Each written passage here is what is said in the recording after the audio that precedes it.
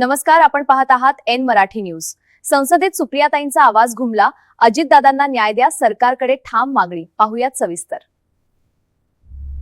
तर त्यांनी रेल्वेचाही CAG report आलेला आहे आणि आज दुर्दैवाने वेग वाढल्यामुळे अनेक ठिकाणी आज रेल्वेचा असेल किंवा गाडीचे असतील किंवा विमानाचे ॲक्सिडेंट जातात। योगायोग बघा, माझ्या भावाला जाऊन आज बरोबर 2 महिने झाले। 28 जानेवारीला माझ्या भावाचं प्लेन क्रॅश झालं।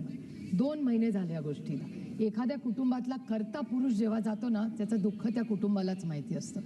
आम्ही पण हे भोगलेलं आहे। मग विमानात जाऊ दे का गाडीत जाऊ दे किंवा रेल्वेमध्ये जाऊ दे, सुरक्षितता ही अतिशय महत्त्वाची झाली। आणि सुरक्षितता कशासाठी? आता माझ्या भावाचं प्लेन पडलं, 2 महिने झाले, माझ्या कुटुंबाला कुठे न्याय मिळाला? आमच्यासारखा कुटुंब, माझा भाऊ डेप्युटी चीफ मिनिस्टर होता महाराष्ट्राला, त्याला जर न्याय मिळत नसेल तर सर्वसामान्य माणसाला न्याय कसा मिळणार?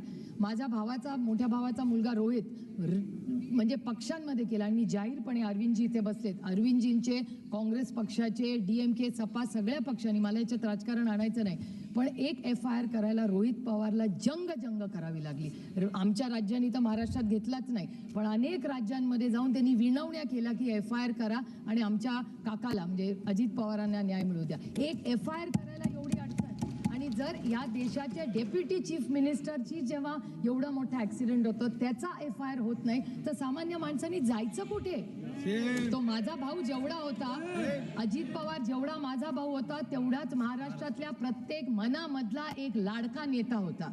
तर आज एवढ्या मोठ्या नेत्याचा एवढा मोठा ॲक्सिडेंट झाल्यावर इन्क्वायरी व्हायला नको? माझी विनम्र हात जोडून महाराष्ट्र आणि भारत सरकारच्या एवढीच विनंती आहे की पारदर्शक इन्क्वायरी व्हावी सगळ्याच ॲक्सिडेंटची। मग तो अहमदाबादचा क्रॅश असू दे, हेलिकॉप्टर क्रॅशमध्ये COD बिपिन राऊत गेले तो असू दे, मध्ये ॲम्ब्युलन्सचा एक क्रॅश झाला एअर ॲम्ब्युलन्स झारखंडला, किंवा अजित पवारांचं विमान पडलेलं, हा न्याय हा समानच असला पाहिजे प्रत्येक कुटुंब। मग तिथली तो पायलट असेल, माझा दादा असेल, किंवा त्या ज्या महिला विमानात होत्या त्या सगळ्या असतील, ह्या सगळ्यांना न्याय मिळाला पाहिजे। ती स्टुअर्डेस होती तिथे, ती एक यंग मुलगी होती, तिला न्याय मिळाला नको? माझी एवढीच विनंती आहे की ब्लॅक बॉक्स, आधी आम्हाला सांगितलं ब्लॅक बॉक्स मिळणार, आता सांगितलं खराब झालं, मग ब्लॅक बॉक्स।